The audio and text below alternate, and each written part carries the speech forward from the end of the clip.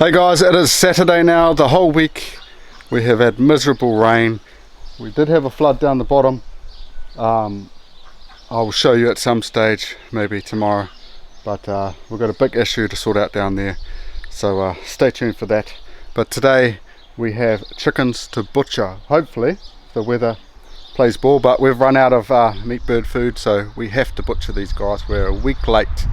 We actually, last Sunday we butchered 14 that we didn't show on camera, so we're down to 34 that we've still got to butcher. So me and Jasper are going to go down in the lawnmower tractor. We're going to go get 6 at a time, and we're going to set up the plucking machine. We've got the scolder on that. It's a little bit of a mess around here, so bear with us, because we ain't got time to clean up at the moment. So the plan is to get all 34 chickens done today, and that's probably going to take us all day. So yeah, I can't show you any of the actual butchering side of it, like the blood and guts and all that kind of stuff, but I'll try to show you what I can, and if it gets demonetized, it gets demonetized. That's all good. But yeah, that's our whole day is butchering chickens, so we've got to show you something, right? Anyway, time to get the chickens and get butchering.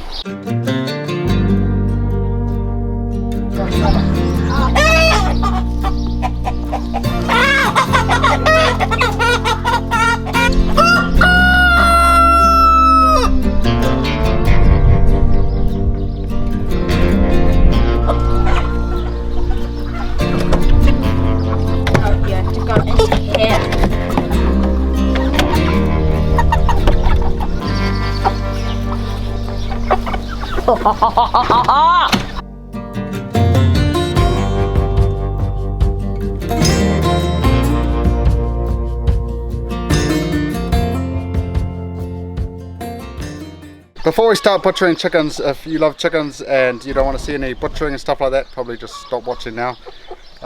Yeah, but I'm going to get into how we do it and all that stuff. So this spade here, we pretty much put on the ground, and we grab the legs of the chickens and we put the neck underneath, and then we pull the legs, and that's how we dismantle the head of the chicken, instead of putting it upside down in a cone and slitting their throat and stuff like that.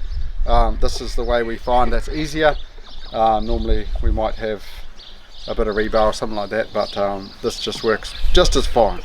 So we're going to quickly do that off camera, and we're going to go catch another 6, because we can only fit 6 at a time on the tractor.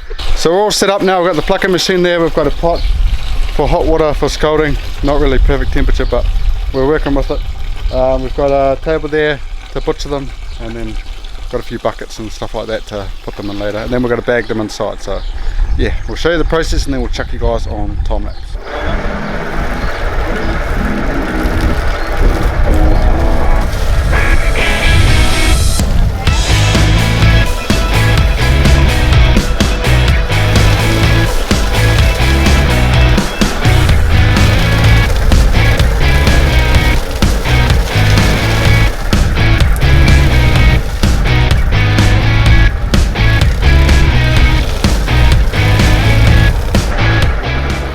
So as you can see, it's not doing a very good job plucking, probably because our scalding temperature, and because our plucking machine has lost half of its little stub pieces. There's one at our bottom.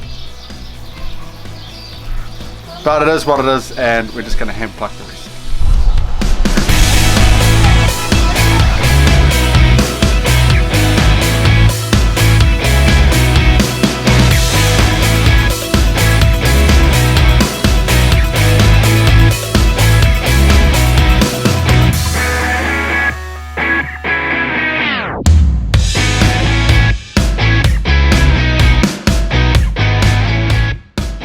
So we've just done 12, and we've just had some morning tea. It is about 11 o'clock, so we've been at it for about 3 hours now.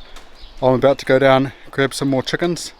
We just had a big rainfall, so hopefully that doesn't happen anymore.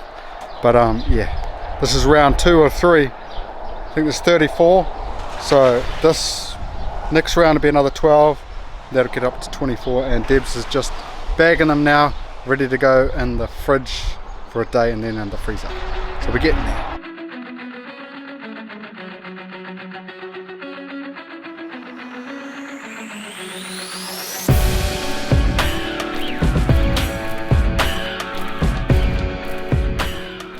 So we are finished. There was actually 31, not 34, so by the end we were pretty glad. There was 3 less we had to do, and by the end we lost quite a few of these for the plucking machine.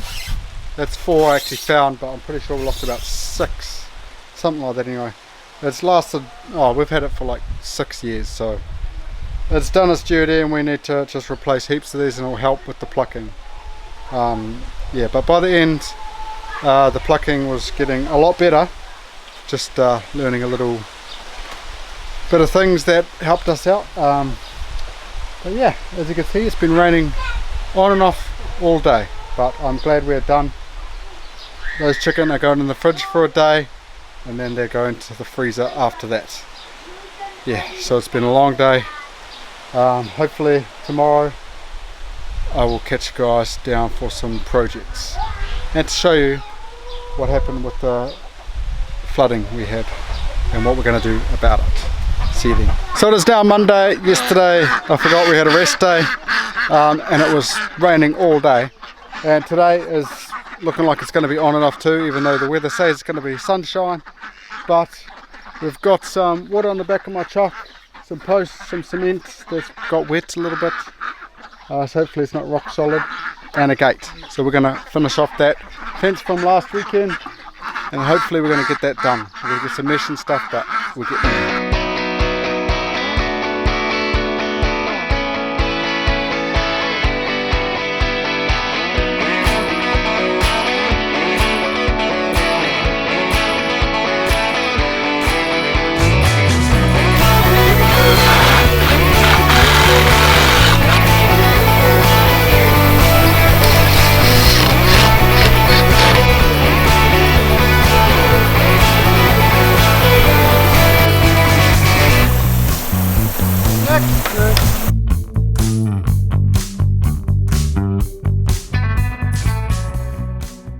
So we've now completed the fence. We couldn't do the gate because the battery had run out, so we've gone and put that on the charge. But we've completed all the post and rail mesh fence right up to there. Might have enough mesh to like get around to there, and then we've got to maybe go to the goat paddock, get some mesh from there to complete that. But first we've actually got to put 2 posts in there. But these guys are feeding an eel at the moment, so I thought I'd better go down and show you guys. They might not come immediately. That's not crappie. That's the other one.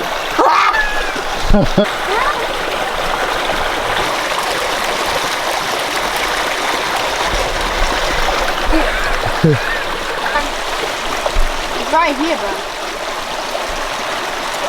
Yeah! Look at that! That's different. So they've got a couple of eels down there that they're feeding, and the more we feed them, the more they'll come. But they managed to get them on the sleds down here, so that's pretty cool.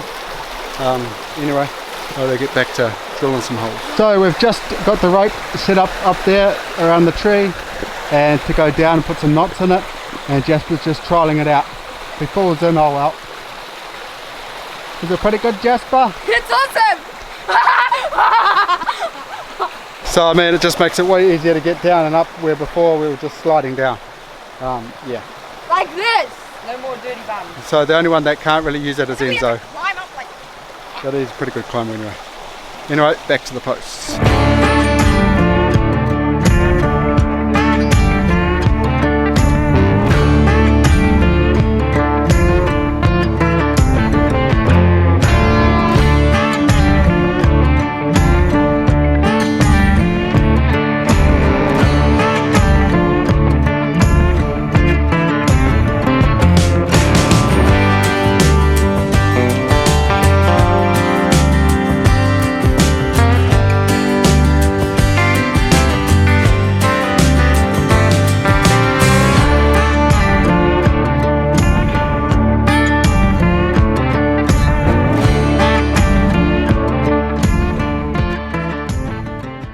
So I've got the last post in now, and that's basically ready to mow and put the mesh.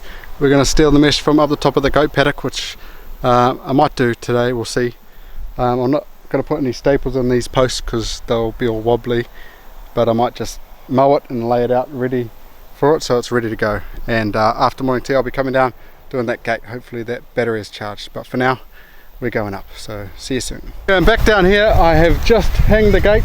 Still got to staple the latches and all that on, but and tighten up the gungans, but it's pretty much done. Now I'm going to mow all of this area. So I just had enough left over of that mesh to go from the corner to that corner. Just got a little bit of a stray left over, but now I'm going to go pinch some more mesh to hopefully be able to finish this. I think I'm still going to need, in between all these posts, one waratah in between each, but I can do that later on. We'll see. Here we go. So this fence here, that's what I'm taking down. It's pretty much useless. The goats go under in that, and we're going to change up this whole fencing system up here. That's our milking shed up there, if you want to know what it is. But it's supposed to be that the baby goats and mum stay in here kind of thing, but it didn't really work out. So yeah, we'll take this fence down and chuck it down there. I've just cut this corner piece off, so this is all loose. And I just, when I did build this one, I just threaded it through the wire, strained 2 wires and threaded it through. I've since learned that you can just strain the fence itself rather than the wire and then sort of cable tie it to it. So yeah, definitely learn every year I'm out here homesteading. Anyway, I'm going to pull this down, drag it down.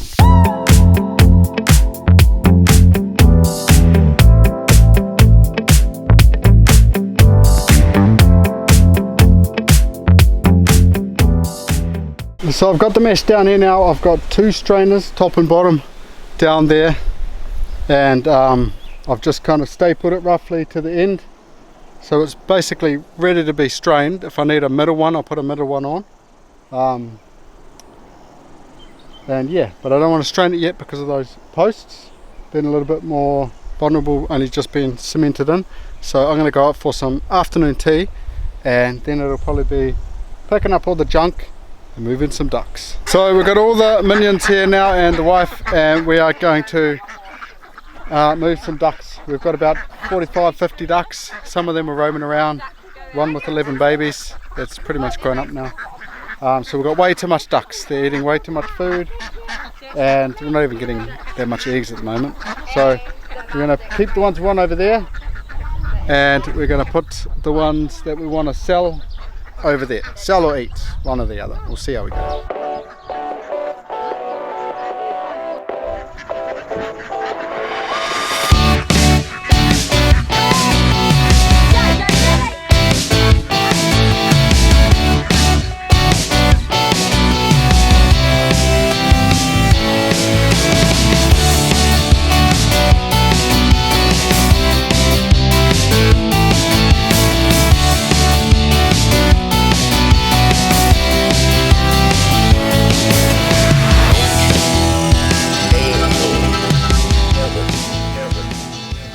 So we've moved all the ducks. The ones we want to keep we chucked in the orchard because it was in the too hard basket to put them in the citrus area, and the ones we're going to sell, which I think we've got 10 ducks and the rest are drakes, like 20 odd, in the barred rock pen, and we'll be slowly listing them. So if you want ducks, check on Trade Me. But they'll be for sale, and we've got I think 25 ducks left over, which will slowly come back over here. Anyway, I'll go show you what the flood did. So in the market garden it did flood, and the weed mat actually held strong. It did its job and it done good. So most of the damage down there, it's not much, but the wind blew over all of this mesh. I know another problem, I've got birds eating the tomatoes, which I have to put netting over maybe tomorrow because I've got to tie them up again. That'll happen, but for now I've got some cable ties. The cable ties are probably getting a bit old on that anyway, but I think the bindweed just annihilated it. So I'm going to attempt to tie that up myself, hopefully, and then I'll show you over by this bridge.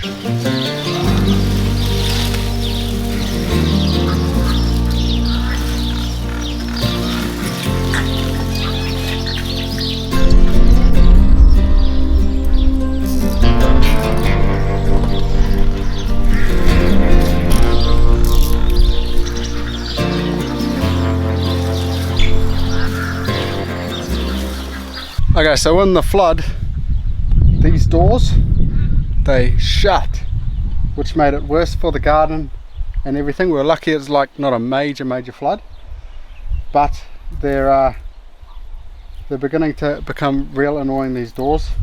I tried to open it with like chain and keep it open, but the chain just snapped. Yeah, the original design was good because the doors stopped the water from eating away at the bank, but I think what I'm going to do, what I've decided to do, either next weekend or weekend after, I'm going to get a gas set from work and I'm going to chop these doors off. I can't go right down to the bottom because of the water, because it's like, I don't know, 3/4 no water, 1/4 water, so I'm just going to cut off like 3 hinges and then cut across. That way the water can always glide on through. That's the best scenario I can do.